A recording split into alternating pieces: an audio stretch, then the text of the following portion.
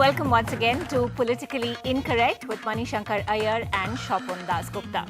Before we go into our subject of the day, a quick recap of the news we've been breaking this evening, a day after news of the CAG report questioning the Prime Minister's office over the appointment of Suresh Kalmadi.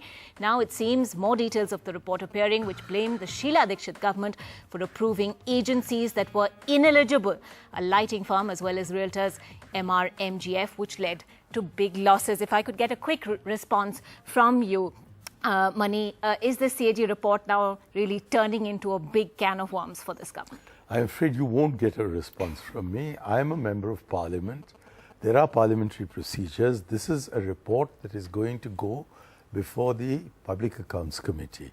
And it is only after they've examined the CAG report that Parliament and parliamentarians will have the right to comment on it. How do you respond then to the sports minister making that suo motu statement in Parliament today? Was that a departure? No, it's not, because there have been allegations made against the government, and in this age of 24/7 TV, I'm afraid there's no alternative that the government has. I'm glad they've woken up to it now, that they have to respond immediately.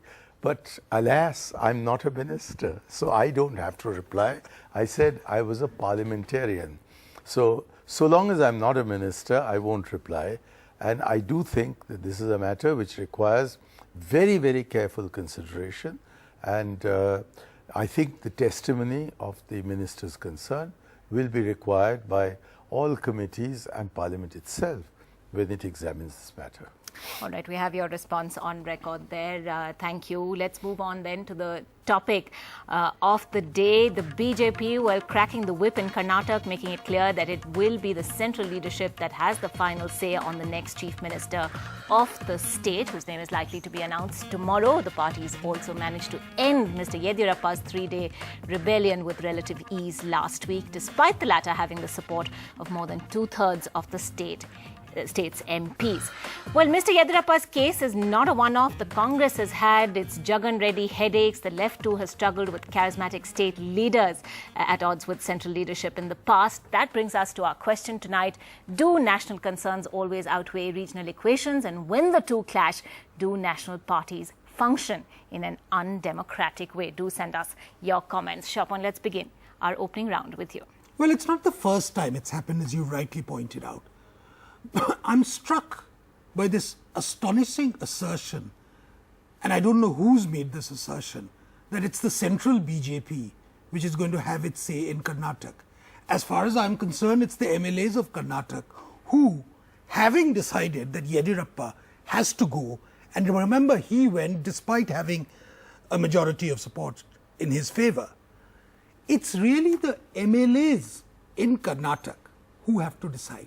Now, what is happening periodically and repeatedly is that there are no systems whatsoever in place, whether in the Congress, whether in the BJP or in any other party, to decide how a succession should be managed. What are the norms which are going to be there for succession? Is it going to be the MLAs who will decide by secret ballot? Is it going to be the central party president who's going to decide, let the high command decide, and the high command decides something? And this goes further down. How are MPs, how are nominations given? In fact, the entire question of how political parties decide, make decisions, do they become self-perpetuating cliques? I think really that's the main issue which is at the heart of some of the ills of Indian democracy today.